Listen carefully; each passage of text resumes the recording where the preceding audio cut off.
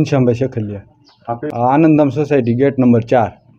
એવું છે કે શનિવારના દી સ્કૂલ પૂરી કરીને 5:30 અમે મારા વતન જલાલપુર જવા માટે નીકળ્યા હતા અને આખી રાત ત્યાં જલાલપુર જ હતા, પણ બીજા દિવસે રવિવારે અમે 6:30-7ના સમયમાં અમે આવ્યા ઘરે તો જોયું તો બહારનો લોક એક દીધેલો હતો અને મેન ગેટ જે છે મેન ગેટ તોડી નાખેલું હતું તાળું અને બાજુમાં પડ્યું હતું તાળું, અને અંદર જઈને જોયું તો તેજોરી અને અલમારી ને બધું તોડેલું, બધી હાલતમાં બધા કપડાં ને એવું બધું નીકળી ગયેલું જોયું તો મુદ્દામાલ જોઈએ તો ઘરાણું છે 2-2.5 લાખ રૂપિયાનું ઘરાણું છે, સોના અને ચાંદીનું।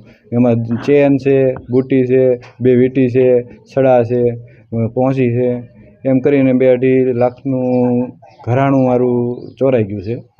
આંગે ફરિયાદ કરવામાં આવી અને પછી તરત મેં જોયું એટલે તરત મેં 100 નંબર ડાયલ કર્યો હતો અને 100 નંબરમાંથી કોલ પાછો આવ્યો અને અમને અહીંયા આવ્યા એક આપણે બોટાદના અને પોલીસવાળા અને તપાસ કરી અને ફોટાને એવું વિડીયો ઉતારીને ગયા ને પછી અમને કે તમે આવજો અરજી લખાવો, તો અરજી લખી છે। આંગે કોઈની પર શંકા કરી? અહીંયા એમાં એવું એક બનાવ બની ગયો તો મારે શુક્રવારની રાત્રે જ તે કે દેવી પૂજકને અહીંયા મકાન નથી દેવું એવું કહેતા સોસાયટીવાળા, બરાબર। એટલે એ બનાવના અનુસંધાને મને થોડુંક એમ લાગે છે કે આ બનાવ બન્યો હોય, શંકા છે, બરાબર, કે આ બનાવના અનુસંધાને આ બનાવ બન્યો હોય।